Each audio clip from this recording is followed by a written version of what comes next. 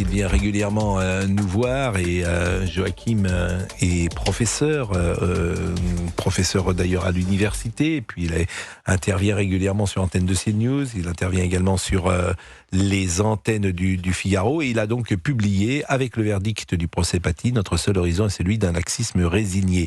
La faiblesse des peines prononcées contre Abdelkarim Sefrioui, Brahim Chnina et les autres accusés dans le procès en appel de l'assassinat de Samuel Paty envoie un très mauvais signal pour notre République.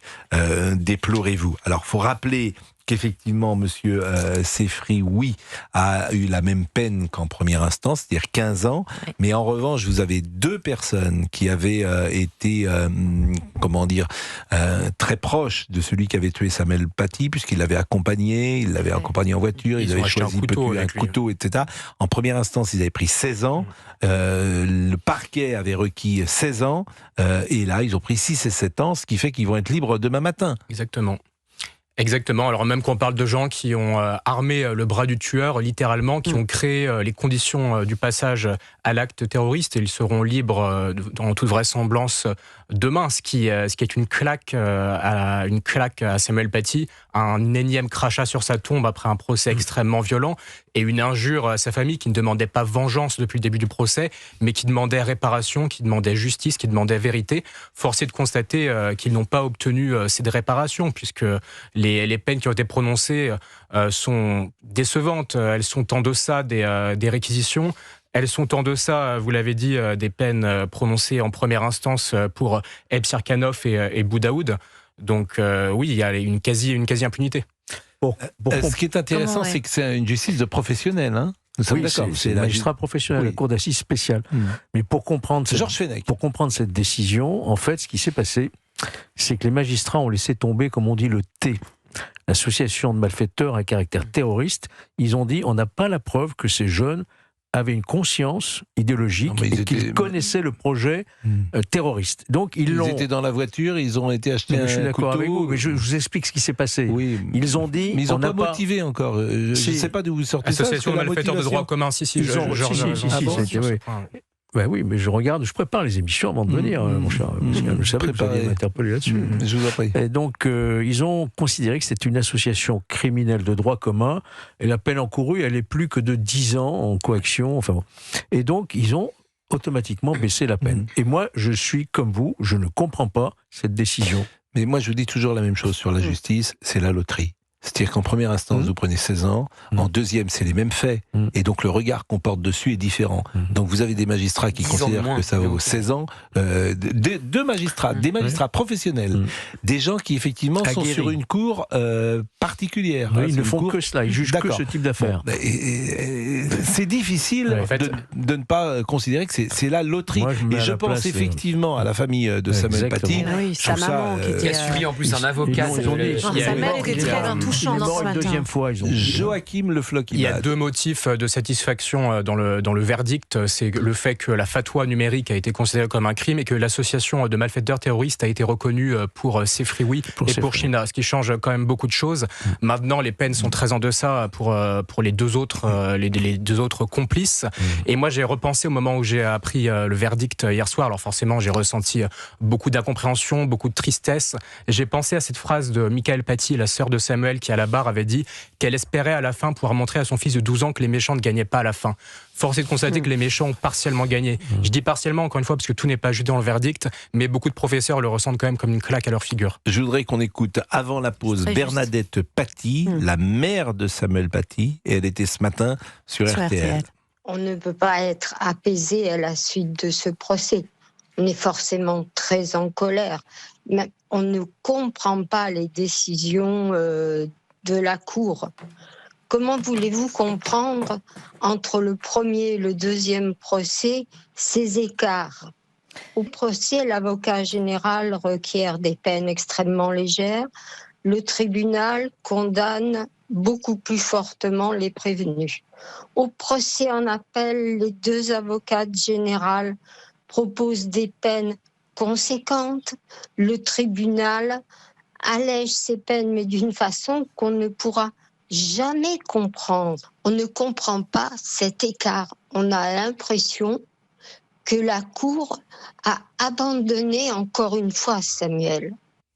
Il est 17h26. Je l'assure, le procès Paty, il a été abandonné tellement de fois par l'éducation nationale, par les hommes politiques, par la justice. On va en parler après. La mère de Samuel Paty a donc exprimé son incompréhension et sa colère. Hier soir, la justice a révisé à la baisse les peines des 2 hommes qui ont véhiculé l'assassin de son fils et l'ont aidé à se procurer des armes avant son acte terroriste en octobre 2020. Condamné en première instance à 16 ans de réclusion criminelle, la Cour d'assises spéciale de Paris a prononcé des peines de 6 et 7 ans de prison. Il devrait être rapidement libéré. La Cour semble avoir été convaincue que Naïm Boudaoud et Azim Ebsirkanov ne présentaient pas le profil d'islamistes radicalisés, qu'ils ne savaient pas ou qu'ils ne savaient rien des intentions du terroriste. Seulement 6 ans de prison pour ces personnes de 25 et 24 ans. On a écouté tout à l'heure Bernadette Paty une première fois, je vous propose de l'écouter une deuxième. On tient avec des médicaments, des antidépresseurs, des anxiolytiques, des somnifères. Voyez-vous, depuis plus de 5 ans, moi j'ai l'impression qu'avec mon époux, on traîne un boulet qui nous écrase. Et ce boulet, au lieu de s'user, il est de plus en plus lourd. Et ce matin, enfin depuis hier soir, moi j'ai l'impression qu'on a une chape de plomb qui nous est tombée sur la tête. J'en veux à ce jugement. J'en veux beaucoup. Ils n'ont pas pris leurs responsabilités. Il faut entendre la souffrance de cette dame, Joachim Le Floch-Imad. Qu'est-ce qu'elle est légitime, la colère des proches de Samuel Paty? On parle de parents qui ont vu leur fils décapité et qui depuis 5 ans ne peuvent vivre au quotidien sans prendre des anxiolytiques. On parle d'un fils qui a passé la moitié de sa vie à songer à la décapitation de son père et qui grandira éternellement dans son ombre. On parle de 2 sœurs, Michael et Gail, qui ont vu leur quotidien hyper paisible, une vie d'infirmière, un quotidien de libraire, devenir un combat perpétuel, comme j'ai dit tout à l'heure, non pas pour la vengeance, mais juste pour la justice et la réparation. Donc ces gens-là, ils ont subi le pire. Après, ils ont traversé un procès extrêmement violent à base d'inversion accusatoire, à base de propos obscènes, de calomnie. Je pense à la stratégie de défense de Maître Vuillemin qui tout au long du procès a confondu défense et indécence. Ils demandaient réparation, ils demandaient justice et ils ont eu droit à une justice qui n'a pas pris ses responsabilités.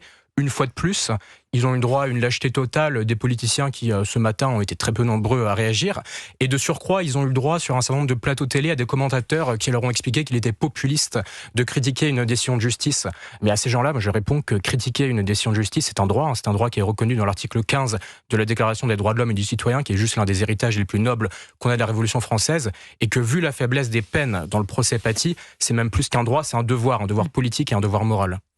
Je vous propose d'écouter Francis Spinner, c'est l'avocat du fils de Samuel Paty, qui a une dizaine d'années, Exactement. Crois. Francis Spinner, que vous connaissez et qui parle d'incompréhension. En ce qui concerne les 2 autres, il y a, je le dis clairement, une incompréhension.